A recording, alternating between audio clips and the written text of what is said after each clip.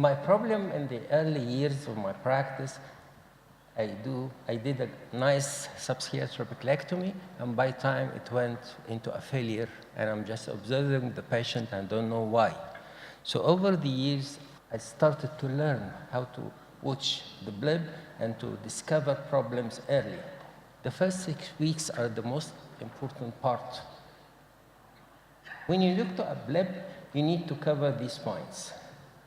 Bleb height, you can compare it with the cornea, one size, double, triple. Bleb extent, you can measure it in millimeters or in hours. Second, vascularity of the bleb. This bleb is similarly vascular to the surrounding conjunctiva, but it can be congested or severely congested, or can be avascular.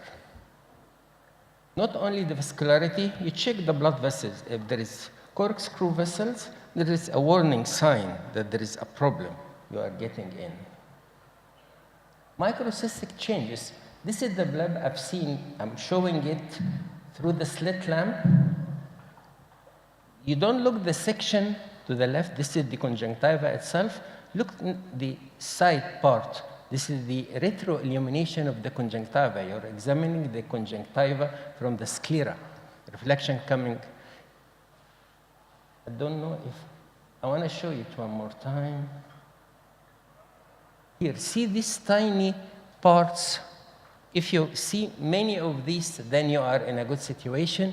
If they don't show or if they are getting less, you are getting into a problem. This is the macrocystic changes. It said it will be there after a couple of months. Actually, it will be there after a couple of days. Just fluid in the connective tissue. Then you need to check the wall itself. Is it translucent? You can see through it, or it's turning to be opaque. If there is fibrosis, it will going to turn the wall opaque. There are two types of fibrous tissue. There is a contractile fibrous tissue that by time it will get the bleb down, it will induce corkscrew vessels. And there is non-contractile fibrous tissue. When fluid coming out, it will expand. So in the first type, you can have episcleral or interscleral fibrosis, like here. In the second type, you get the encapsulated cyst or tenon cyst.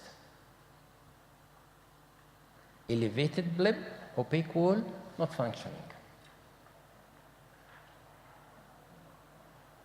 And this is how it looks if you get your UBM picture. Now, let's see some examples of blebs. I can escape all that for the time. To get a healthy bleb, you need fluid coming from the antechamber to balloon the bleb to compress blood vessels in the wall. This is the source of fibrous tissue, and you need to get this aqueous free of inflammatory material. So conditions like uveitis or diabetic glaucoma, the aqueous is not healthy, then you are going to use something to stop the fibrosis. So these are the indications to use mitomycin. Let's have some examples. This patient, I did him subscale trabeculectomy, pressure is 6. This is the immediate postoperative period. Now, the bleb is congested and it is not elevated. This is the warning sign, I have a problem here. Routinely, check for a leak. This is number one cause, and it was a positive Seidel test. So the solution, put a contact lens. We have a large size contact lens to cover. I put it 2 days after the patient came, I checked. It was still leaky, I put it back, and after 2 more days, there was no leak. And this is the appearance of the same bleb. Comparison, preoperative, and for the pre-contact lens, and for the after the use of a contact lens. You could save this eye simply because you notice that there is something going wrong. Sometimes this is not successful, the contact lens. Then you get the patient back to the operating room. Second problem, if the bleb is not there. Maybe ostium is occluded, maybe you get a tight suture, maybe he's starting fibrosis. If there is a tight suture, maybe you try to make some massage and see if fluids is coming out. You can teach the patient to do some massage. It's not a fixed, it's variable. I try it myself through, ask the patient to look down. I use the upper lid and press and see how ballooning is there. Some patients, you get a good ballooning in a few seconds, other patient in a longer period. So depending on the response, I ask the patient to do a similar thing, but from the lower part, and he should come very frequent to see the effect. This patient was doing very strong massage, so that he came to me with edema in the cornea and asked him. He told me, yes, I did the massage 2 hours before. Pressure is 2 and there is edema. Simply, I told him, no, please stop. 2 days, cornea is getting better. Now it's 3rd day, it's okay. Internal ostium can be occluded. You can get this by the gonioscope. When the iris is there, you can try to contract the iris by using laser, large side spot, low energy, make the iris to contract. I have this example. This is a lady that I did her non-penetrating glaucoma surgery. And after a couple of weeks, tension went up. Like Dr. Tariq said, we shouldn't do such a laser very early. And it was my first time, so I was very encouraging to make a very large opening of the Descemet's brain. I tried to take it out with the YAG laser. Energy couldn't help me. Even I make some punctures of the iris. I got the chance when I was doing haircut surgery. I used the spatula to get the iris away from the opening. I induced myself. So as Dr. Tariq said, we should do very tiny punctures, and even these tiny punctures are liable to get perforant eosinophil and to be closed. This is how it looks after being opened. Sutures, if they are tight, you can take one by one at a time. I want to show you this case.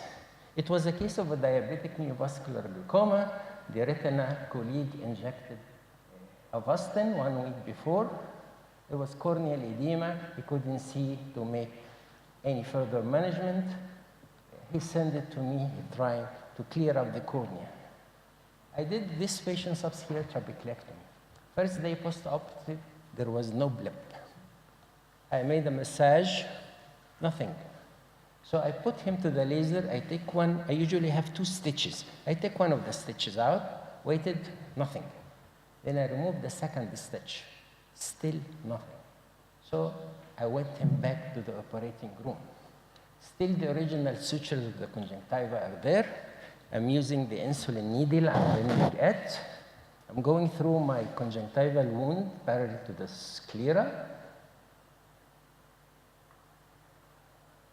My goal is to go under this sclera flap.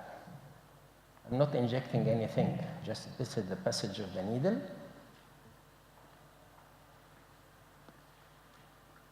So this is the very early needling procedure I made in my life, the very second day after surgery. This extensive fibrosis that happened in this case, I came out from the opposite side, trying to dissect all this fibrous tissue.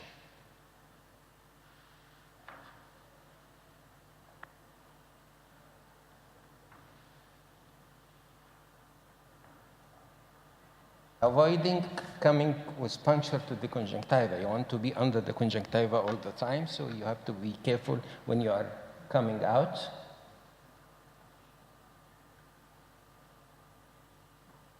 Still, no aqueous is showing under the conjunctiva, so still I'm not successful.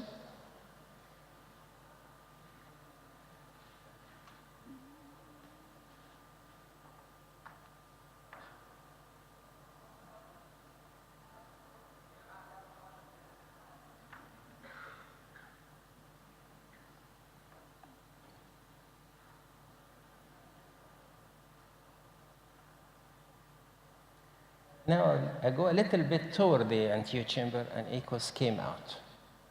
So you need to get control of the situation prehand. You need to get a good amount of steroids beforehand. If you have following up on patient is showing fibrosis, these are the signs. The blood height will be less, extent will be less, congestion will be there, corkscrew vessels, microcystic changes will be less, and the wall will turn opaque.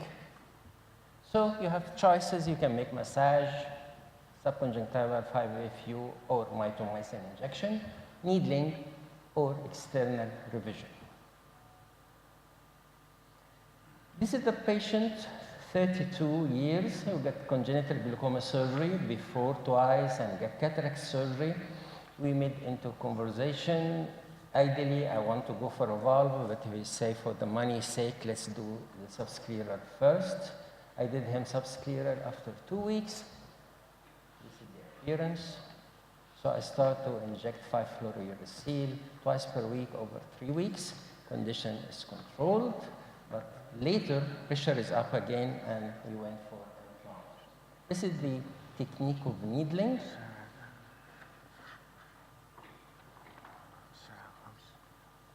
This is the location of the sclera flap. You see it's triangular.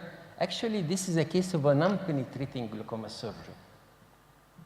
In non-penetrating glaucoma surgery, you need external filtration. And sometimes you get a bleb. So here I go under the sclera flap and carefully coming from the other side. discussion if you can omit it لان في 10 ولا لا خليه يكمل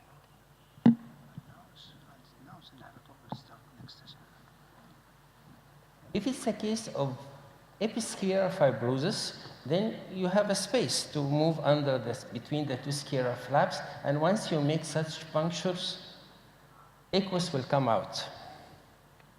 Now I'm coming out from the opposite side, and you can see now start some ballooning. I'm not injecting anything. I'm happy with such appearance that aqueous is showing.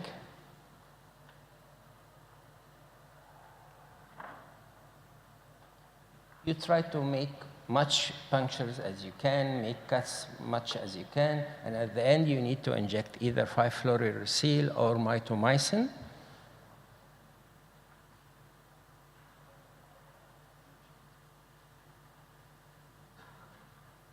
Mitomycin and 5-fluorouracil are very essential to use if you are going to do the needling.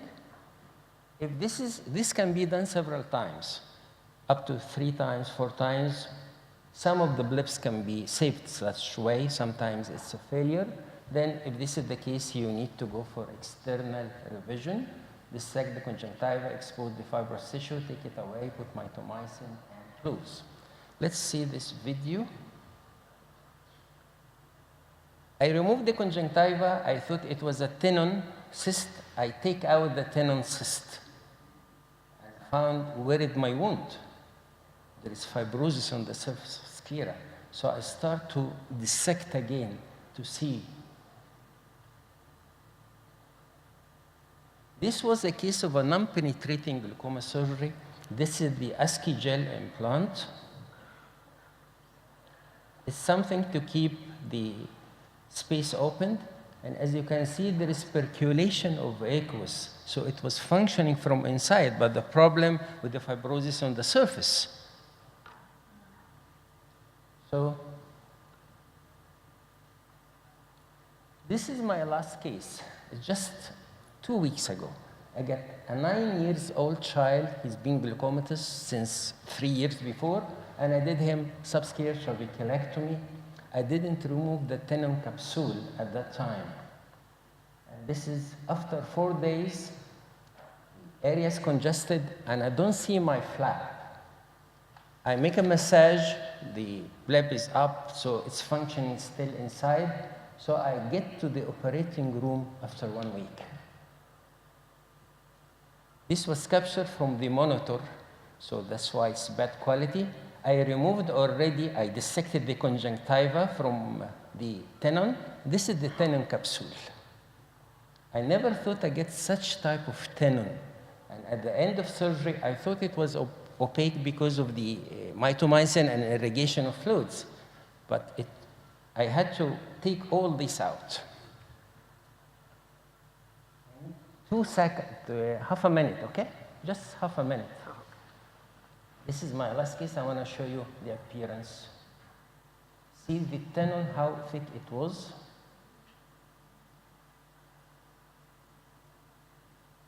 This is the appearance when I removed the tenon. This is my sclera flap.